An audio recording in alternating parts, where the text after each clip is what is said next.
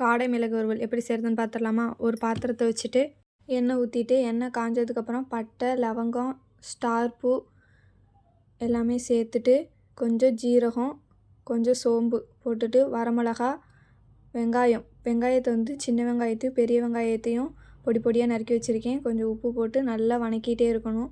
வெங்காயம் வந்து நல்லா ஃபுல்லாக வணங்குற வரைக்கும் வணக்கிட்டே இருக்கணும். இடையில கொஞ்சம் கருவேப்பிலை சேர்த்துட்டு மறுபடியும் நல்லா வணக்கிட்டே இருக்கணும். வெங்காயம் நல்லா வணங்கினதுக்கப்புறம் ஒரு ஸ்பூன் வந்து இஞ்சி பூண்டு பேஸ்ட்டு போட்டுக்கோங்க. இஞ்சி பூண்டு பேஸ்ட்டு போட்டு நல்லா வணக்கிட்டே இருங்க. மறுபடியும் இஞ்சி பூண்டு பேஸ்ட்டு பச்சை வாசனை போனதுக்கப்புறம் ஒரு தக்காளியை வந்து கட் பண்ணி வச்சுருக்கேன். அதையும் சேர்த்து நல்லா வணக்கிட்டே இருக்கணும். தக்காளி வந்து நல்லா குழஞ்சி வர வரைக்கும் நல்லா வணக்கிட்டே இருக்கணும். இடையில கொஞ்சம் மஞ்சள்தூள் போட்டால் தக்காளி வந்து நல்லா வணங்கி வந்துடும். மஞ்சள்தூளை போட்டுட்டு மறுபடியும் நல்லா வணக்கிட்டே இருக்கணும். நல்லா தக்காளி வந்து குழஞ்சி வர வரைக்கும் நல்லா வந்து வணக்கிட்டே இருக்கணும்.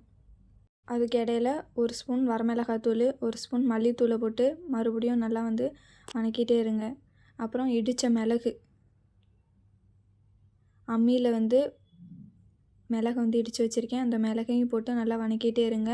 அதில் வந்து கொஞ்சமாக தண்ணி ஊற்றி அந்த கொஞ்சம் கிரேவி மாதிரி வர மாதிரி வச்சு அதை மறுபடியும் நல்லா வணக்கிட்டே இருங்க. வணக்கிட்டே இருந்தோன்னா எண்ணெய் பிரிஞ்சு வரும். எண்ணெய் பிரிஞ்சு வர வரைக்கும் கொஞ்சம் நல்லா வணக்கிட்டு அதுக்கப்புறம் வந்து கட் பண்ணி வச்சுருக்க காடை வந்து அதுக்குள்ளே போட்டு சேர்த்துட்டு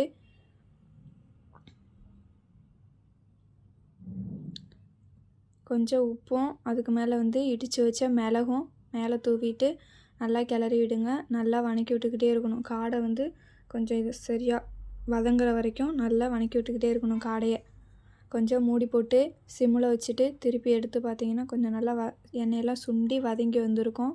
மறுபடியும் நல்லா கிளறி விட்டுட்டு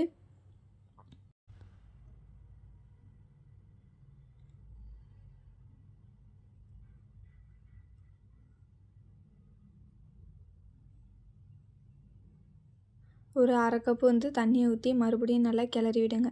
கிளறி விட்டுட்டு நல்லா மூடி போட்டு அதை மூடி வச்சு நல்லா ஹை ஃப்ளேம் வச்சு நல்லா கொதிக்க விடணும்.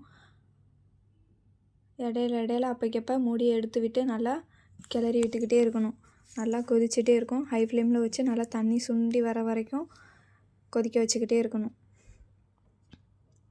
அப்போக்கப்போ எடுத்து கிண்டி விட்டுட்டே இருக்கணும், இல்லைன்னா அடி பிடிச்சிரும்.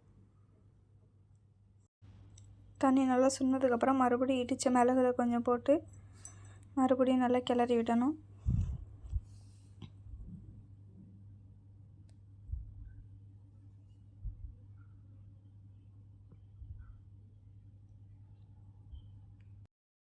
நல்லா மிக்ஸ் பண்ணிவிட்டு மறுபடியும் மூடி போட்டு மூடி சிம்மில் வச்சு கொஞ்சம் நேரம் நல்லா எண்ணெய் பிரிஞ்சு வர வரைக்கும் மறுபடியும் அடுப்பில் வச்சுருக்கணும்.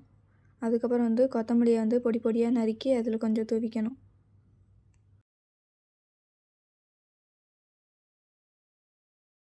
கொத்தமல்லி நறுக்கி போட்டதுக்கப்புறம் பாதி லெமனில் கொஞ்சமாக லைட்டாக ஒரு 10 சொட்டு விழுகிற மாதிரி நல்லா புழிஞ்சு விட்டணும்.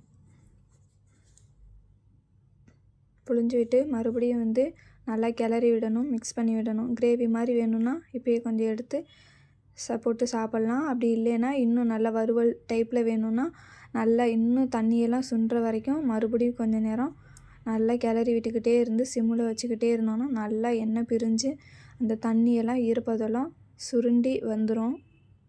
நல்லா தண்ணியெல்லாம் சுண்டுற வரைக்கும் வேக வச்சு எடுத்து சாப்பிட்டா அற்புதமான காடை மிளகு வறுவல் ரெடி. சளிக்கெல்லாம் ரொம்ப நல்லது காடை. கோழியை விட காடை வந்து ரொம்ப நல்லதுன்னு சொல்கிறாங்க. ட்ரை பண்ணி பாருங்கள். ட்ரை பண்ணிவிட்டு எப்படி இருக்குன்னு கமெண்ட் பண்ணுங்கள், லைக் பண்ணுங்கள், ஷேர் பண்ணுங்கள். பாய். தேங்க்யூ.